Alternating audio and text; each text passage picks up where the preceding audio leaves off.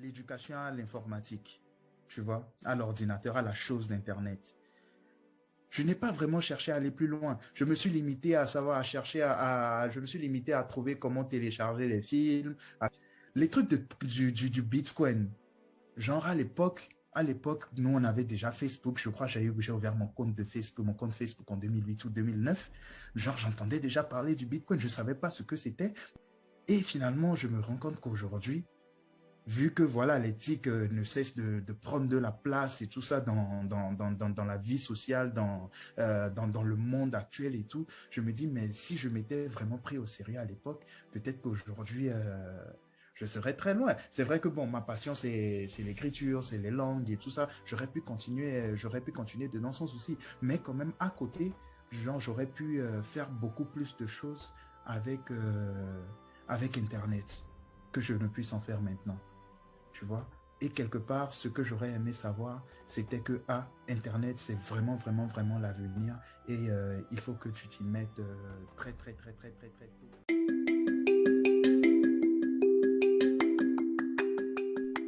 Salut, j'espère que tu vas bien, j'espère que tu te portes à merveille. Tu es très bien dans l'émission, ce que j'aurais aimé savoir de Eden Betoglo. J'ai été un peu absent, j'espère que je ne t'ai pas fait trop attendre. J'ai reçu des messages en inbox pour savoir ce qui se passait. Il n'y avait rien de grave, c'est juste que je préparais les prochains épisodes qui s'en venaient. Et là, je suis de retour avec Marek Abi que je reçois dans mon petit studio. C'est plutôt le podcast qui a voyagé sur la France cette fois-ci. Et là, on est à Bordeaux et on a discuté un peu avec Marek qui nous a parlé de son projet et de ses études également. Alors, Marek est actuellement diplômé en gestion de projets internationaux et il s'est beaucoup intéressé à la traduction également, à l'interprétariat, disons ça comme ça. Disons que c'est une personne qui est plutôt à l'aise dans plusieurs langues, anglais, français, portugais. Je pense aussi qu'il a des notions en espagnol. Et aujourd'hui, on a essayé de faire le tour de plusieurs sujets qui touchent l'éducation, la politique. Je pense que c'est la première fois que j'aborde un sujet qui touche à la politique directement ou que je parle directement de politique dans cet épisode ou dans un épisode podcast. Et je précise encore une fois, et peut-être que je ne l'avais pas précisé, c'est que Marek est togolais, mais vit en France et a plusieurs choses dans la tête. Alors, je vous laisse écouter tranquillement tout ce qu'il va nous partager, tout ce que vous devez savoir avant de commencer le déroulement de l'épisode. C'est que Marek est passionné par l'éducation sociale, un peu comme moi. Et Marek nous a partagé aussi ce qu'il aurait aimé savoir, donc qui touche un peu à l'éducation, à l'informatique. Alors, je pense que beaucoup de gens se retrouveraient probablement en fait dans tout ce qu'il va partager, parce que je pense qu'après avoir discuté avec un certain nombre d'amis il y a quelques mois, on se rend compte qu'on aurait aimé tous avoir une éducation numérique quelque part. Mais bon, après c'était pas évident non plus. Alors je vous laisse écouter tranquillement l'épisode avec Marek Abi et restez jusqu'à la fin parce que dans la conclusion je vais revenir tranquillement sur un certain nombre de points. Je vais détailler aussi ce que je pense comme prioritaire, disons les axes prioritaires qui seraient intéressants de prendre en compte dans la politique au Togo ou encore dans l'éducation, etc. Donc, on en a un peu parlé avec Marek, mais je vais revenir là-dessus avec plus de détails. Je te laisse écouter. C'est très bien l'émission, ce que j'aurais aimé savoir de Eden Betoglo. À tantôt.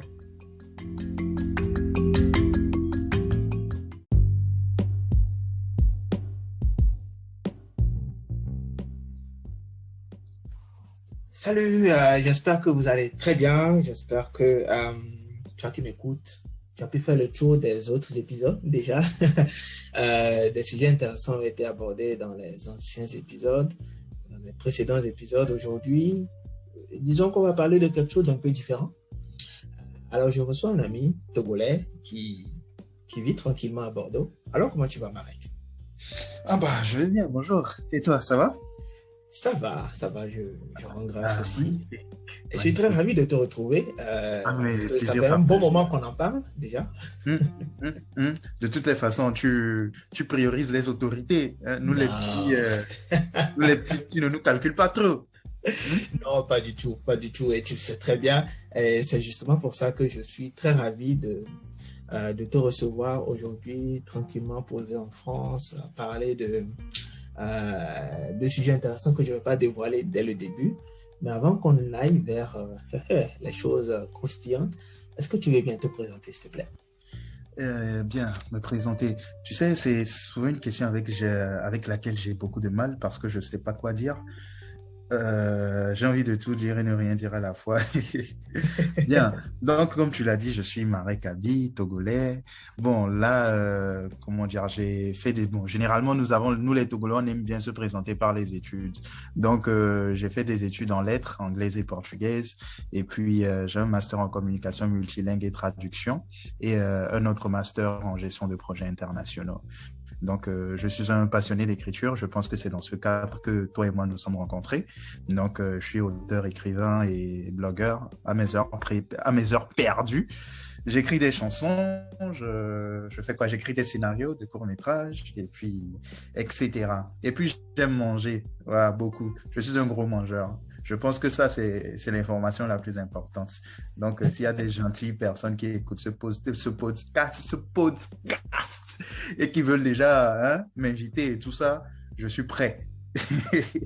Ok, d'accord. J'espère que ceux qui sont à Bordeaux ont bien entendu. Après, même Ah, s'il y en a mais qui sont à pas Montpellier ou seulement à Bordeaux. Paris. Bah voilà, même pourquoi tu me limites à la France? N'importe où. Ouais, je vais de place, il n'y a pas de souci. Ok, d'accord. En tout cas, merci beaucoup pour cette petite présentation. Mais là, actuellement, tu travailles, tu es dans une organisation dans le cadre de ta formation et tout, ou comment ça se passe? Oui, bon, en vrai, c'est cette année que j'ai terminé la formation, le master de gestion de projets internationaux. Donc, j'ai fait un stage un peu comme tout le monde dans une organisation à Malte. Et puis, là, en ce moment, je travaille comme interprète traducteur avec un organisme du département de la Gironde. Donc, nous intervenons auprès des organismes, enfin des services, du service public français, genre Pôle emploi, quoi d'autre, les MDSI, les maisons de solidarité et d'insertion sociale, les hôpitaux, les écoles, le tribunal.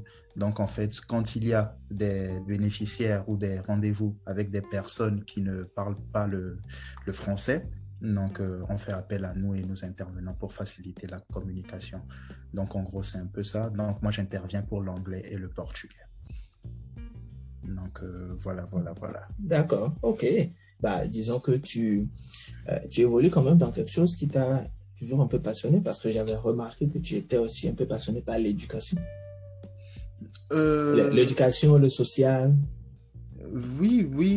Bon, après, voilà, c'est vrai que, comment dire, l'organisme avec lequel je travaille aujourd'hui, vraiment, on est vraiment tourné dans le social. Mais après, voilà, du genre, dire que je travaille dans quelque chose qui me passionne à fond, bah, je sais pas. Genre, j'aime bien, je suis plus passionné par les langues que par la cause sociale en soi, tu vois. D'accord. Mais Donc, du coup, voilà, est-ce que tu vises de l'éducation. travailler dans des organisations internationales en tant que Oui, dans traducteur? des organisations internationales, oui, parce que voilà, genre, parce que je veux dire, en fait, ma passion première, ce sont les langues. Donc, je vise les organisations internationales, je vise même les multinationales aussi.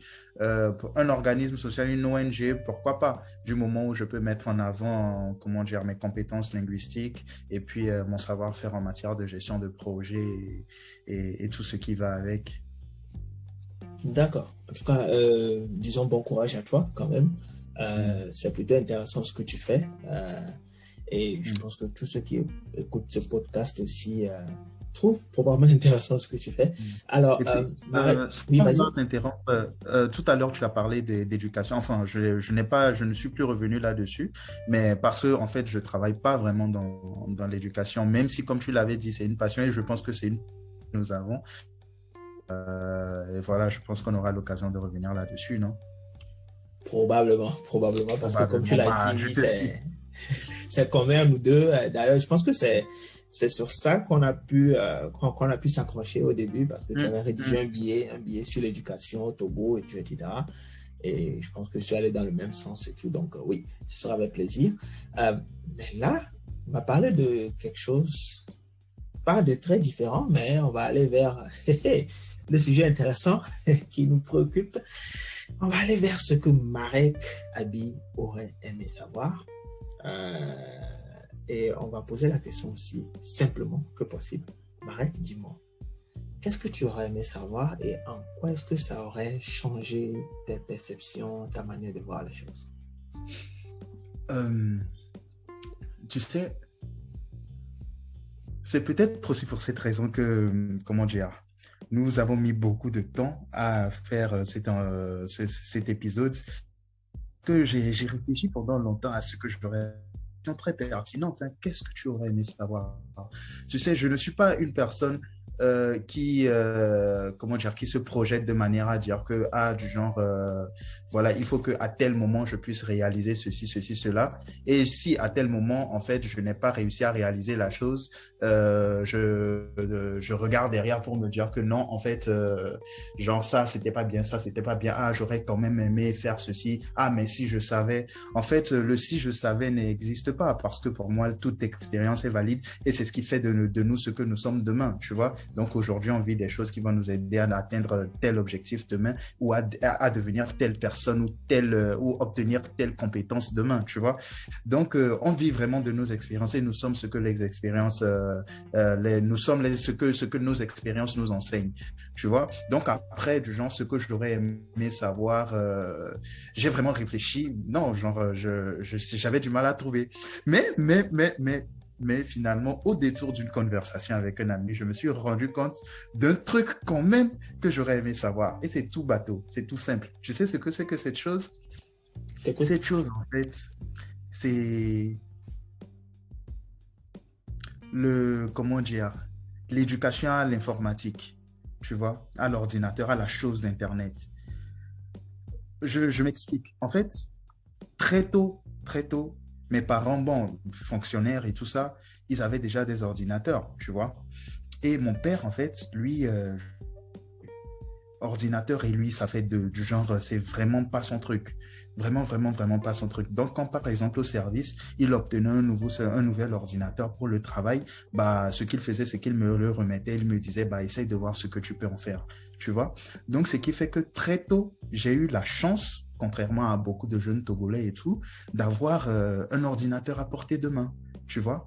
Et très vite, je commençais par m'intéresser à la chose, je commençais par découvrir des trucs, les petits téléchargements illicites et tout ça, j'apprenais tout ce qu'il fallait. Mais après, tu vois, je n'ai pas vraiment cherché à découvrir ce qu'il y avait derrière, tu vois. Je n'ai pas vraiment cherché à aller plus loin. Je me suis limité à je me suis limité à trouver comment télécharger les films, à comment pirater, à comment pirater des CD, à comment naviguer, télécharger des programmes, des logiciels simples pour faire un petit truc, pour faire 2-3 trucs bateau et tout.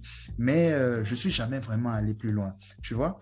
Et justement, la conversation que j'avais, c'était avec un pote on s'appelle cousin parce que nous avons grandi ensemble et tout. Et lui, en fait, on avait commencé en fait à regarder ces trucs ensemble. On avait commencé la chose de l'ordinateur ensemble. Aujourd'hui, c'est un grand producteur de musique, tu vois. Très vite, en fait, lui, il s'est vraiment intéressé au truc. Il a commencé par chercher, il a poussé la chose et aujourd'hui, il fait des choses incroyables. Il commence par se faire connaître en Côte d'Ivoire. Il a déjà produit des chansons pour des artistes comme Kobalade, pour RK, pour Stanley Eno de Côte d'Ivoire, pour Nifa Fanafoul, Stanley Eno du Cameroun, Nifa Fanafoul de Côte d'Ivoire et tout ça. Et vraiment, ça commence pas à marcher, quoi, tu vois. Et là, je regarde ça, je me dis, mais mince, tu vois, les trucs du Bitcoin, genre à l'époque, nous, on avait déjà Facebook. Je crois que j'ai ouvert mon compte Facebook en 2008 ou 2009. Genre, j'entendais déjà parler du Bitcoin. Je ne savais pas ce que c'était, mais si je ne me trompe pas, c'est du genre, on pouvait même en avoir gratuitement, si je ne me trompe pas. Mais c'est du genre, c'est des choses que je poussais pas, je lisais pas. Et finalement, je me rends compte qu'aujourd'hui, vu que voilà, l'éthique ne cesse de prendre de la place et tout ça dans la vie sociale, dans le monde actuel et tout, je me dis, mais si je m'étais vraiment pris au sérieux à l'époque, peut-être qu'aujourd'hui, je serais très loin. C'est vrai que bon, ma passion, c'est l'écriture, c'est les langues et tout ça. J'aurais pu continuer dans son souci. Mais quand même, à côté, genre, j'aurais pu faire beaucoup plus de choses avec Internet que je ne puisse en faire maintenant. Tu vois? Et quelque part, ce que j'aurais aimé savoir, c'était que, Internet, c'est vraiment, vraiment, vraiment l'avenir. Et il faut que tu t'y mettes très, très, très, très, très, très tôt à fond. Donc, voilà, en fait.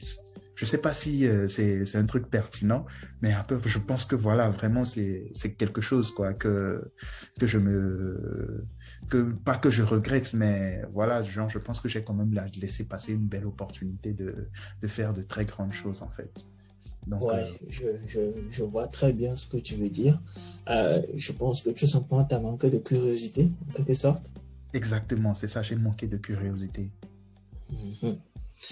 Ça, je pense que c'est bizarre, mais concernant le Bitcoin, je pense que beaucoup de gens en fait, beaucoup de gens peuvent regretter, hein, de ne pas avoir cru en fait en ce truc au début, parce qu'on était tous connectés sur les réseaux et tout, mais voilà, on en entendait parler, on n'a pas fait attention.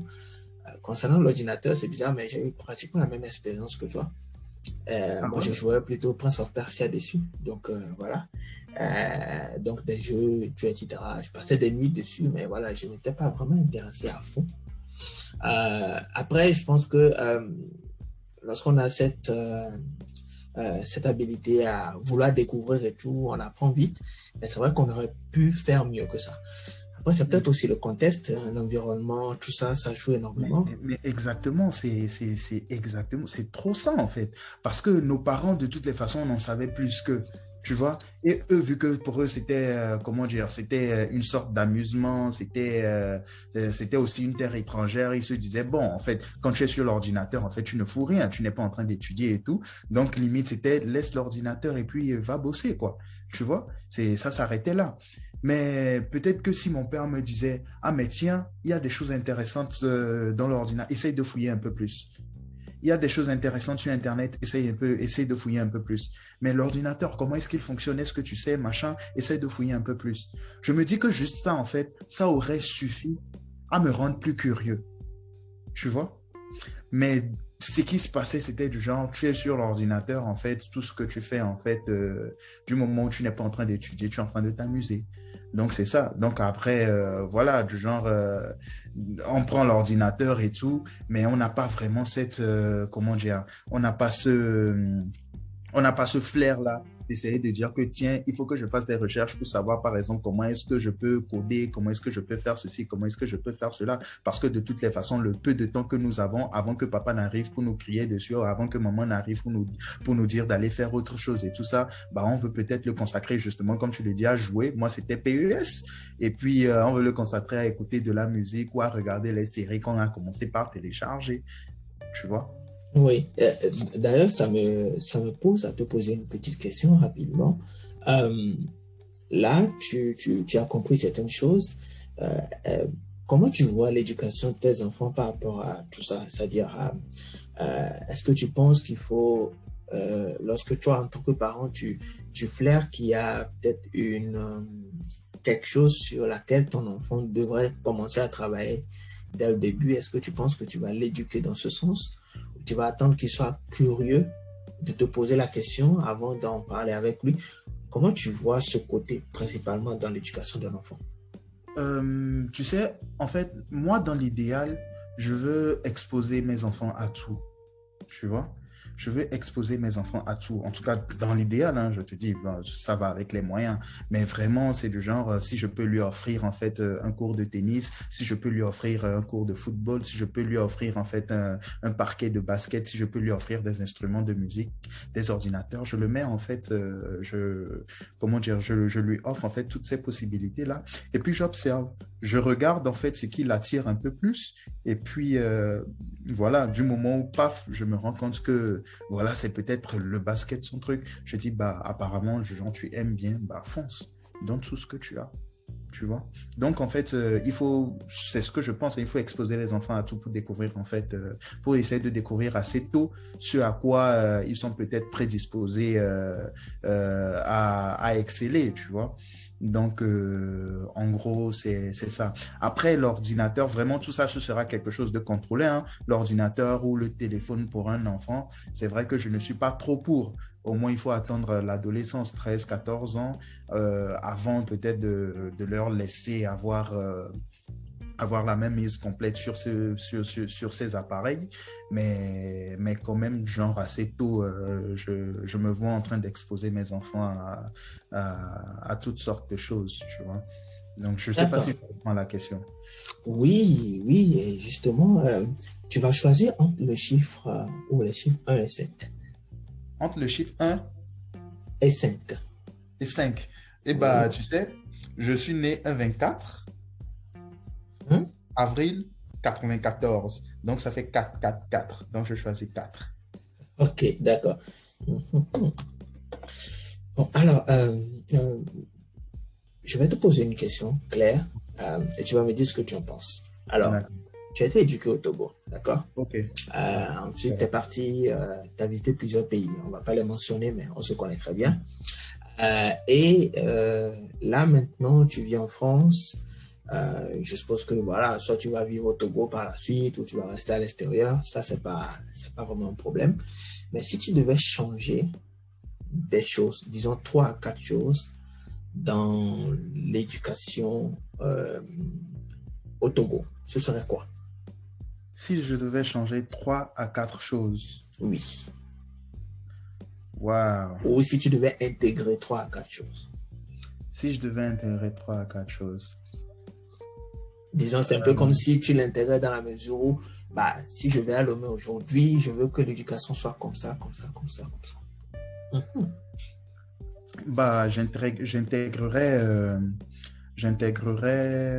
l'informatique, du genre l'éducation à tout ce qui est TIC, ordinateur et tout ça. J'intégrerais les disciplines sportives, mais toutes sortes de disciplines sportives. Et puis, j'intégrerais aussi 3 à 4 choses, hein. Je dis 4 choses en fait, parce que Et, j'intégrerais l'entrepreneuriat. Et puis, enfin, j'intégrerais l'éducation civique et sociale. Donc, voilà. mhm. Donc, Mhm. sport, d'accord. Enfin, genre, je vais dire plutôt culture. Dans culture, on met culture et sport, quoi, tu vois. Parce que Ouais. les élèves auront la possibilité de choisir soit une discipline sportive, soit, comment dire, un autre, comment dire, un autre domaine, en fait, de la culture, musique, cinéma, tu vois un peu, non? Genre ce Mhm. truc-là. Donc, après, à côté, il y a quoi? Il y a entrepreneuriat. À côté, il y a éducation civique et puis civique sociale. Et enfin, c'était quoi le dernier que j'avais dit? J'ai oublié. Le dernier, c'était quoi? Attends. Je l'ai sur le bout de la... Attends, je reprends. Donc, c'est culture, sport, éducation civique et sociale, entrepreneuriat et informatique. Voilà, ça fait les 4. Donc, D'accord. OK. Et quand tu dis éducation sociale, tu mets tout ce qui concerne quoi, vie de couple et tout ça, des trucs comme ça. oui, bon, la vie de couple, à partir d'une certaine, à partir d'un certain niveau d'éducation, oui. Mais après, dans l'éducation civique et sociale, il y a quoi? Il y a toutes les valeurs, en fait, que nous voulons pour notre société. Il y a, comment dire, le développement de l'intérêt collectif, le développement de quoi? Le développement du respect, tu vois, de l'être humain, de la vie humaine et plein d'autres petites choses, quoi, tu sais. Parce que, en fait, l'éducation, c'est ce qui nous font, je sais ce qu'ils nous font. L'éducation, c'est ce qui nous fait, tu le sais très bien. Ouais. Donc, c'est important, à mon sens, que si, par exemple, demain, on veut avoir du genre une société qui ne conçoit pas ou qui n'accepte pas la corruption, bah, il faut éduquer cette société-là à ne pas la concevoir, à ne pas l'accepter, tu vois. Et ça D'accord. se passe aussi par l'éducation. C'est pas seulement par des mesures restrictives, mais c'est aussi par des mesures éducatives. enfin, c'est ce en quoi je crois, parce que quand tu prends des pays peut-être comme la Suisse, comme les pays scandinaves et tout, vraiment du genre des pays où tout le temps, chaque jour qu'ils passent, on ferme des prisons et tout ça, bah, tu te dis qu'ils ont quand même atteint un certain niveau d'éducation où, voilà, ces valeurs-là qu'ils veulent pour leur société sont très bien partagées. Donc, je pense que, voilà, pour moi, côté éducation civique et sociale, ce serait ça. Genre, et puis, D'accord. bon, après, je sais pas, je parle beaucoup, donc il faut souvent me couper. Pas de souci. Bah, je pense quand même que, bah, vu que tu vas vers les projets internationaux aussi et tout, bah, ça peut être très utile. Ah oui, oui, oui, bien sûr. Peut-être on ne sait jamais. Bien sûr, bien Peut-être sûr. qu'il y en Mon a qui rêve, écoutent ce podcast et vont te proposer justement de conduire un projet sur l'éducation, qui sait? ah oui, mon rêve ultime, en fait, serait justement de travailler dans ces domaines-là, du genre que ce soit éducation ou projets sociaux concrets et tout, au niveau régional en Afrique, tu vois, Oui, au niveau régional, donc ouest africain, quoi, pour oui. commencer, pourquoi pas au niveau continental, tu vois. Vraiment, pour moi, ce serait ça l'objectif ultime d'une carrière professionnelle. Ok, bah, j'espère qu'il y a peut-être des recruteurs qui t'ont écouté, on ne sait jamais, ça peut être très Amen, utile. amen, hein, amen, amen. Et une dernière question avant d'aller vers la fin Hmm. de l'épisode. Là, tu évolues, en fait, là, tu as été diplômé justement dans tout ce qui concerne les projets internationaux et tout. Ce dans quoi tu peux être amené à travailler peut t'amener à voyager énormément, Mhm. c'est Oui. possible. Est-ce que tu serais prête, juste une question comme ça, est-ce que tu serais prête à être en couple avec une femme qui voyage beaucoup? Ou Ah, est-ce que mais tu penses que il faut discuter de ce que fait l'autre comme activité professionnelle avant même de se lancer? J'aimerais juste voir comment tu conçois les non, choses sur ce plan-là. ah oui, je vois, en tout cas, là, en ce moment, je n'ai aucun problème avec ça, du genre, du moment où madame, elle est épanouie dans sa carrière, elle est heureuse comme ça, bah, pas de souci pour moi, hein. Vraiment, vraiment, vraiment, hein, pas de souci. Parce que je suis un garçon assez indépendant. Je n'ai pas forcément besoin, comme le bon vieux Togolais Kabié de surcroît, je n'ai pas forcément, je n'ai pas forcément besoin d'une femme pour s'occuper de moi et tout ça. Donc, après, ma femme, si elle a ses engagements professionnels, bah, pour moi, voilà quoi. Genre, du moment où elle est épanouie dans ce qu'elle fait, elle a mon feu vert et tout mon soutien. Donc, après, si ça doit l'emmener à voyager, pas de souci. C'est vrai qu'après, il faut quand même pouvoir trouver un certain équilibre pour pouvoir consacrer du temps aussi à la famille et tout. Mais Mhm. ça va aussi pour moi, quoi. C'est pas seulement elle. Si moi aussi, je suis amené à beaucoup voyager et tout ça, bon, c'est vrai que je vais vivre ma meilleure vie en le faisant, mais après, voilà, s'il y a une famille derrière, il faut quand même pouvoir trouver l'équilibre. Donc, elle, autant que moi, en fait, n'échapperont pas à la règle, quoi. D'accord. OK. Bah, j'espère que tous ceux qui ont écouté ont, ont compris. Et en fait, je pose la question aussi parce que j'ai remarqué que beaucoup de personnes, avant de s'engager, ne discutent pas aussi de leurs activités professionnelles, de leurs Mm. projets professionnels, parce on part du principe que le plus important, c'est juste je t'aime moi non plus et puis le projet de vie. Mais voilà, il y a aussi le Non, non, projet non, non, professionnel qui non. est très, très, très, très Ah important, oui, oui, oui, le qui peut projet impacter la vie de professionnel, famille. le projet de vie, les visions, même la question des gestions, les questions de gestion de foyer, comment par exemple, les dépenses financières, comment gérer les enfants, l'éducation qu'on veut donner aux enfants et tout ça, vraiment, c'est même l'éducation sexuelle des enfants, tout ça peut être en fait sujet de lourdes disputes et tout ça. Après, si on ne prend pas vraiment le temps de bien en parler, de se mettre d'accord, bah, Ça peut être ça compliqué. peut remettre beaucoup de choses en cause, tu vois. Donc, Oui. OK. euh, D'accord. En tout cas, merci beaucoup pour ce partage. Honnêtement, ça me fait plaisir de ah voir ouais, que c'est tu es déjà fini? toujours très à l'aise. C'est déjà- Alors, on tend vers la fin de l'épisode. Mais avant de te laisser donner les conseils à tous ceux qui nous écoutent, euh, j'avais compris aussi que tu as une passion pour la musique. Hmm. Et j'aimerais savoir, en fait, si d'aventure, tu as des enfants qui disent, voilà, papa, moi, je veux devenir musicien. ou artistes de chansons, etc. Est-ce que tu vas leur dire d'être diplômés avant de faire la musique ou tu vas leur dire, bon, voilà, on y va? Bien. Après, tu sais, on sait reconnaître des talents, hein, du genre, si ton enfant se rend compte qu'il a la chose et il l'a vraiment, bah, il faut l'encourager. Donc, Et s'il n'a pas la chose? s'il n'a pas la chose, bah, je lui dirai clairement ce que je pense. Je pense que vraiment, tu n'as pas la chose. Et puis, mais tu fais ce que tu veux, quoi. Mais ce que je te conseillerais, c'est quand même voilà, c'est quand même d'avoir un plan B solide. Donc, si à travers les études, tu peux assurer un plan B, tranquille, quoi. Il n'y a pas de problème avec moi. Tu vois? D'accord. Donc, vraiment, du genre, moi, je le dis aujourd'hui, hein, demain, je ne sais pas, mais vraiment, moi, mes enfants, j'ai vraiment envie de faire des êtres indépendants. Genre, vous gérez comme vous voulez, c'est votre problème. Et moi, mais je vous donne les conseils que je pense appropriés. Et puis après, derrière, vous gérez, quoi. Vous faites vos choix et tout ça. Et après, quand il y a des conséquences derrière, vous assumez tout seul, comme vous avez fait vos choix seul. D'accord.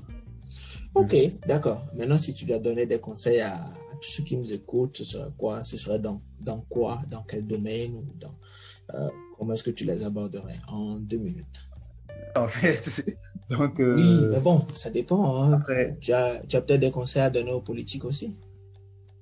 Aux politiques, Oui, par rapport à je l'éducation. dirais bah, penser collectif, tout simplement. Penser collectif, c'est du moment où on pense collectif, on pense mieux et puis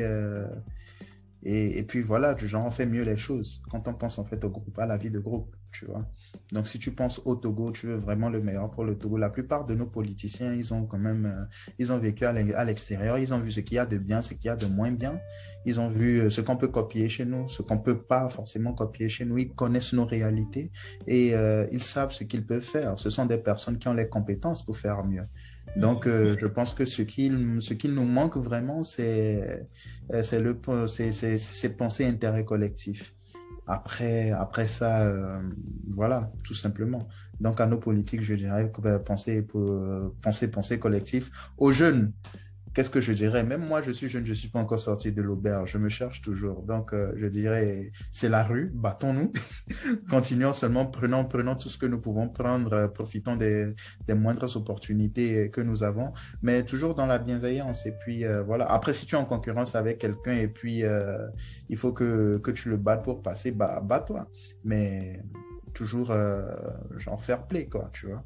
Donc, soyons fair play, soyons toujours bienveillants dans ce que nous entreprenons. Il y a toujours de bonnes choses qui en ressortent. Et puis voilà, en vrai, je sais pas. Je sais pas quel conseil donner. Mais Vivons, c'est déjà quoi. bien. Mais c'est déjà bien. C'est déjà bien tout ce qu'on Profitons t'a du dit. moment. Voilà.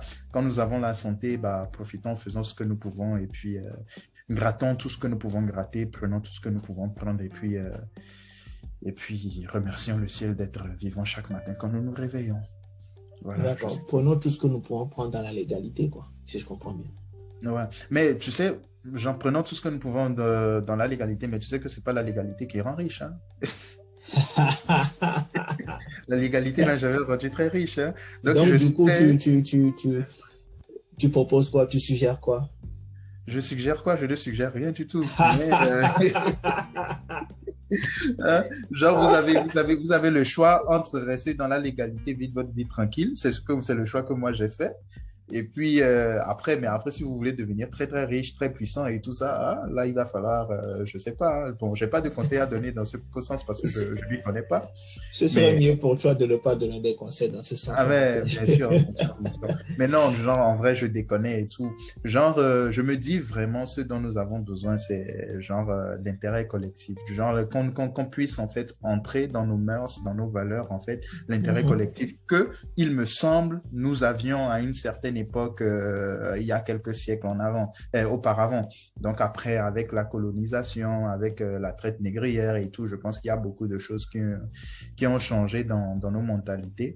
On pense plus à nous. Et puis surtout que voilà, au Togo, en Afrique de manière générale, les choses ne vont pas très bien. Bah, on a plus tendance à penser à soi pour sauver sa peau, tu vois. Donc, c'est vrai que j'entends bien, je comprends que vraiment dire penser pour collectif, c'est difficile dans ce contexte-là. Mais après, il revient vraiment aux politiques, aux leaders d'opinion de prendre cette charge-là sur le dos, de commencer, de mettre en place les politiques qu'il faut pour qu'on puisse du genre aller vers ce sens et puis trouver les moyens de rendre la vie un peu plus agréable aux populations. Et puis après, je pense que les choses iront beaucoup mieux. Marek président, Marek président. Ah bah votez pour moi, hein, si fort permet, il n'y a pas de souci, je suis prêt à le remplacer. Oui? Mais oui, je le prendrai comme conseiller et tout ça, il me donnerait. Il faut aller aux élections d'abord, puis après on verra. Ah, justement, il peut me supporter et tout ça, il peut me donner ses votes. Là, comme ça, tous ses followers vont me suivre, moi aussi. Et puis, ensemble, on va faire de belles choses. En tout cas, merci beaucoup. Oui, vas-y. Ah, mais genre, c'est déjà pratiquement fini. Mais je vous disais, en même temps, je ne sais pas si c'est vraiment facile d'être un président. Hein. Je pense que ça doit... Wow. Bah, je pense que c'est un peu de la notion de chef aussi chez nous en Afrique. C'est-à-dire que beaucoup de gens pensent que c'est seulement lorsqu'on est président qu'on a vraiment tous les pouvoirs, si on doit le dire comme ça. Ce que moi, je pense, c'est qu'en fait, c'est ceux qui financent et ceux qui sont conseillers qui ont vraiment le pouvoir. Et après, lorsque tu le dis, certaines personnes ne le comprennent pas. Ouais, en effet. Celui qui est au devant, celui qui est le président, ce n'est qu'une marionnette, au fond. On va pas se mentir. Il a peut-être les pouvoirs, etc. Il prend des décisions, mais généralement, il consulte. Il en discute. Donc, quelque part, je me dis, les conseillers et les financeurs, entre griffes, pour moi, c'est eux qui ont le pouvoir. Le reste, c'est juste de la peau de perlimpinpin. Donc, ça dépend. On va pas aller jusque là, dire que c'est juste de la décoration ou genre des marionnettes. Mais quand même, c'est vrai qu'il y a beaucoup comment dire, il y a beaucoup on va dire, de forces qui restent dans l'ombre. Exactement. Exactement. Pas mal de ficelles. Après, genre, les coups, c'est le président, c'est la personne visible qui les prend. Mais après, derrière, c'est toute une équipe qui travaille. Exactement. Voilà. J'ai caricaturé tantôt, mais voilà un peu le truc, c'est que dans l'ombre, il y a plus de force que dans la lumière. C'est une façon de parler, mais je pense que ceux qui sont dans la politique ou ceux qui s'intéressent aussi au sujet comprendront ce que je veux dire. Je sais que tu comprends aussi très bien ce que je veux dire. Donc, en fait, c'est très, très relatif. Donc, oui, c'est bizarre, mais être président, c'est pas... pour moi, c'est pas un idéal, en fait. Après, je comprends aussi, parce que c'est vrai que ça permet quand même de prendre certaines décisions, de pouvoir, disons, décider quelque part aussi, se dire, voilà, je veux ceci pour mon pays, etc. Mais après, c'est très, très relatif. Mais bon, à chacun son... Comme tu le dis, il est important de penser collectif. Dès que ça, c'est acté, c'est plus facile.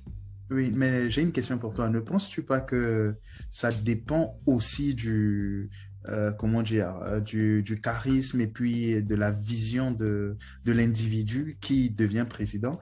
Oui. Parce que quand tu prends quelqu'un comme Thomas Sankara, quand tu prends quelqu'un comme Che Guevara, je ne sais pas si lui a été président, je pense, quand tu prends quelqu'un comme Vladimir Poutine, par exemple, ces personnes-là, est-ce que tu penses qu'ils ont été du genre, est-ce qu'ils ont été peut-être, comment dire, que peut-être juste la face visible du iceberg? Non, pas du tout. En fait, lorsque j'en parlais tantôt, comme je l'ai dit, j'ai caricaturé. Donc, pour tous ceux qui écoutent, c'est vraiment juste une façon de représenter la chose. Mais dans les faits, c'est clair que disons, la volonté du président ou encore son charisme, comme tu dis, etc., joue énormément. C'est-à-dire que si le président lui-même n'a pas une vision de ce que son pays devrait être ou devrait être, si on doit le dire comme ça, bah, c'est clair qu'on ne va pas se mentir, ça ne va pas le faire, quoi, tu vois. Au fond, la vision du président joue énormément, en fait. Aussi. Dans les conseils même qu'il reçoit, il peut refuser certains conseils, excuse-moi. Exactement. Se dire, voilà, ce conseil n'est pas approprié parce que je pense que pour développer notre pays, on doit peut-être plus miser sur la mentalité, etc. Exactement. Parler plus éducation, santé et tout. Voilà. Une question de priorité. Faire de Eden Betoglo ministre de l'Éducation. Non, pas du tout. Je pense honnêtement, en fait, c'est pour ça que j'en parlais tantôt. Bizarrement, je pense que le podcast s'est retourné un peu contre moi. Mais je pense qu'en fait, que être ministre ou être président, c'est pas vraiment un idéal. en tout cas, dans mon cas, je veux dire, c'est-à-dire que c'est pas, parce que je me dis, tu ferais peut-être beaucoup plus autrement, tu vois. Mais après, comme je l'ai dit, c'est très, très relatif. Ça dépend de tout un chacun. Il y a certaines personnes qui rêvent d'être ministre, tu vois. Parce que peut-être ils se disent que voilà, j'aurais certains pouvoirs, je pourrais mieux faire des choses, etc. Mais après, ça dépend aussi. On parle de quel pays. Si on parle du contexte vraiment purement Afrique francophone noire, être ministre ou être premier ministre, bon, c'est pas grand-chose, quoi. Honnêtement. C'est vrai, genre, tu as quand même peut-être, tu as peut-être moins de liberté d'action.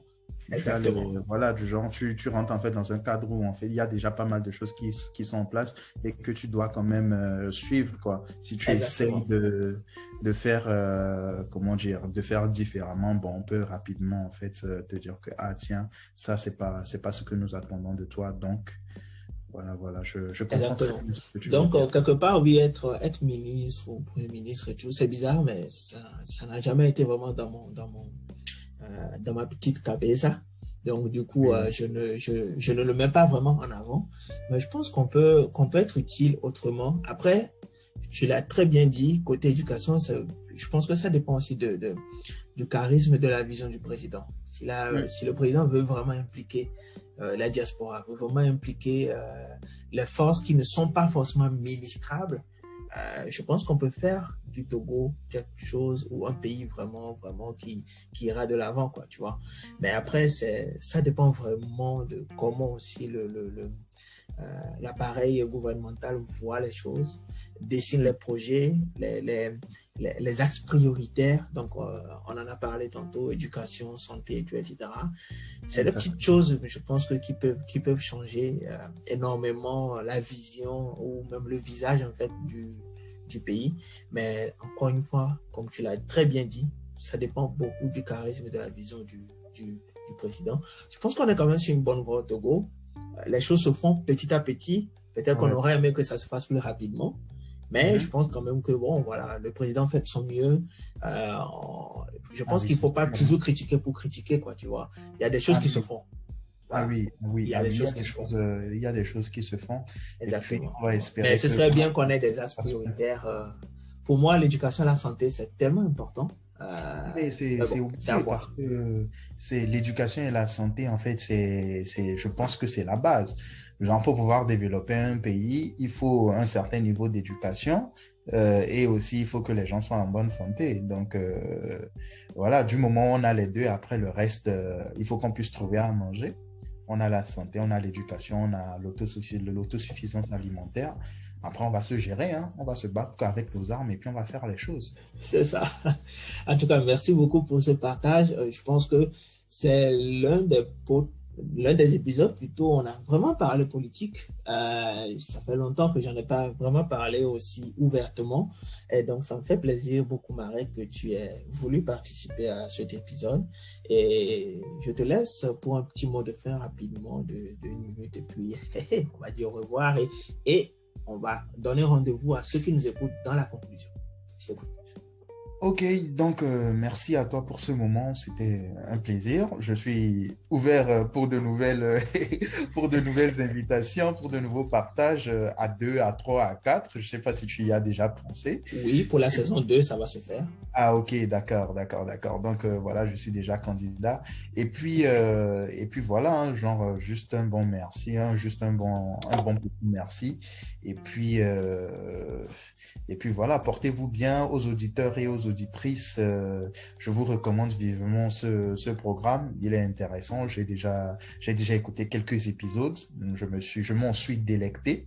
Après, j'espère que vous serez autant délecté dans mon épisode et je vous dis à très bientôt. Merci Donc, beaucoup, Marek. Alors, chers amis, on se retrouve dans la conclusion dans 3, 2, 1. Oh, à tantôt.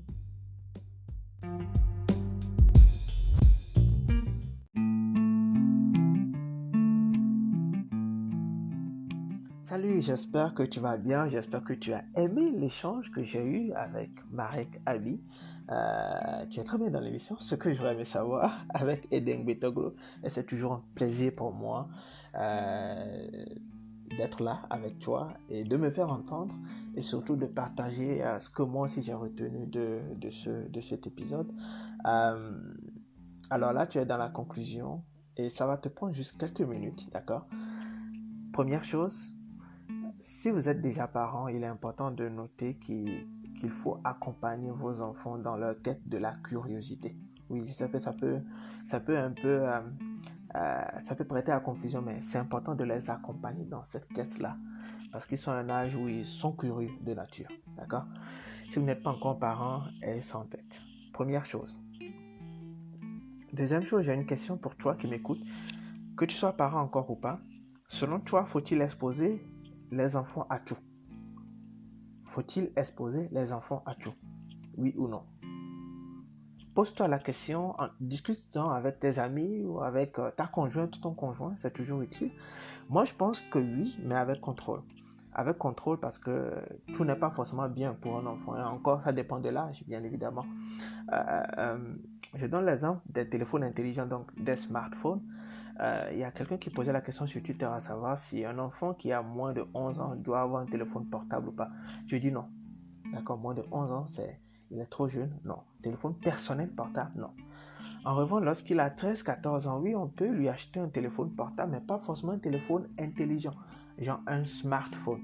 Pas forcément. Mais ça peut être un téléphone portable parce qu'il entre dans l'adolescence et il aura besoin peut-être de contacter ses parents lorsqu'il y aura un problème ou pas. Donc, c'est toujours utile quand même, oui, bien évidemment. Et je pense qu'au-delà de 15, 16, 17 ans, oui, là, il faut commencer à réfléchir au téléphone intelligent. Mais encore, là, il faudra voir, ça dépend encore des parents. Il y a une étude qui a été réalisée, par exemple, au Québec en 2019. Je pense que les résultats ont été dévoilés en 2020-2021.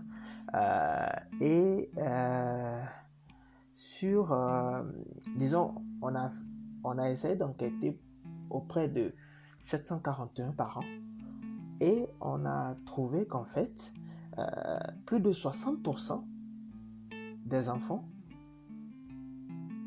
utilisent des smartphones ou passent plus de 15 heures ou plus de 10 heures de temps par semaine devant des